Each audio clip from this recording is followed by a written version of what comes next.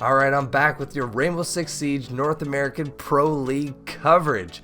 And Playday 5 has come and gone, and it was filled with some intense matches.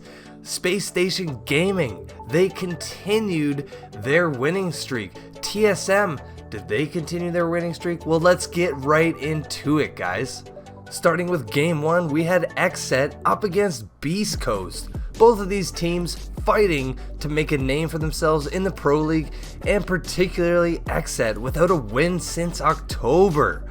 So heading into Playday 5 on Consulate, both these teams put all they had into it. Rudy, being one of the players with the lower stats of the league, turned up his game against XSet, putting him up on the leaderboard with multi-kill rounds the entire match. But his efforts amongst his teammates was not good enough to withhold the hunger for a win by XSet. With XSet's coach Jarvis subbing in, they concluded to an 8-7 victory over Beast Coast, putting XSet and Beast Coast tied at the bottom of the standings with 2 points each. Keep it even though. It's just Fozo now as Rudy is eliminated in Visa. Fozo's been here before. He can make it happen this time. No bullets and Filthy! What a nasty shot with the pistol! And he has one more second than he needs. XSet will bring it back to even.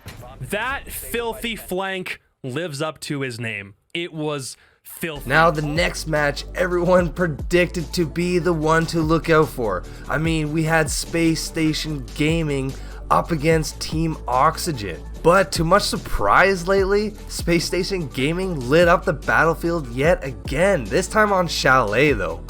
Oxygen was predicted to be one of the contending teams in the North American League, yet after today's 7-1 loss, it knocked them all the way into 6th place with 5 points and bumped up SpaceStation Gaming into 1st. The newest addition of Hot and Cold to SSG has been the perfect fit since their retirement of their famed player Canadian. So at least dropping back to the hatch won't be a possibility, but it's a pretty similar situation. Hot and Cold can burst right into bar and start finding these picks early. He's all by himself inside. He knows there's someone back to the doorway, but at least But enough about SpaceStation Gaming, guys. Let's get into game 3. We had yet another tight match, much like the first one of the Playday, with Dark Zero Esports squeezing yet another overtime win. This time over Team Sonics with an 8-6 victory on Consulate. Although Sonics is a newer team and is still building as a unit, they at least stick to their game plan, unlike a lot of other teams in the North American League. For instance, when they go for an upstairs push and it falls apart, they quickly adapt to what they believe will be the next best thing. Whereas you see a lot of other teams will have a similar situation pull up and they will just crumble without any sort of fallback plan, and end up with 3 players in 3 parts of the map. But still, this great game plan ultimately could not hold up against the brutality of Dark Zero, as they had a solid performance on Consulate. Last one on the flank. Can he stop the plants? No, he can't get the kill onto BC. Instead, he adjusts to the other side of the black car. He'll take down Hyper, but Eclipse forces it to yellow. The SMG 11 in hand, and he'll claim Dark Zero's first win here up against the Sonics, but their 4th overtime win across the board. The final match of the day was by far the most exciting one of the day. TSM up against Mirage.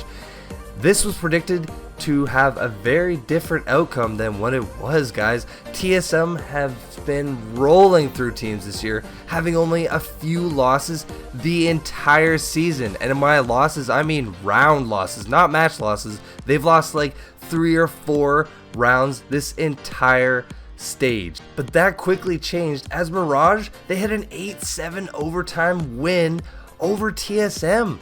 This is crazy. TSM has been on an absolute winning spree lately, and Mirage, well, going into this, they were in 3rd place, yes, but their round win-loss ratio was -1.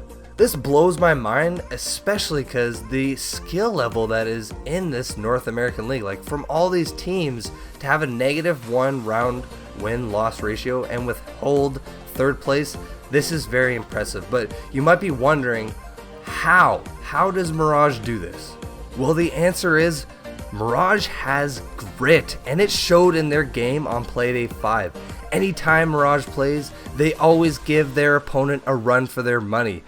They, by each game, become more and more cohesive as a team, and ultimately, I believe they're in contention for representing North America later on in the World Series. And Bolo, the entire team is about to start bearing down from Kitchen. They won't even get the chance to shoot Shala, as instead it's going to be the flank from Kitchen that shuts it down. Mirage take the W in overtime versus TSM.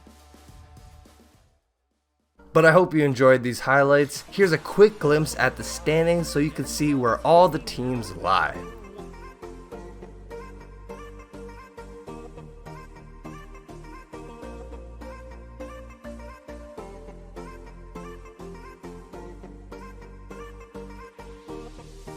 So now we're halfway through the season. These next few games are going to be crucial for these teams. So stay tuned next week to get Playday 6's highlights.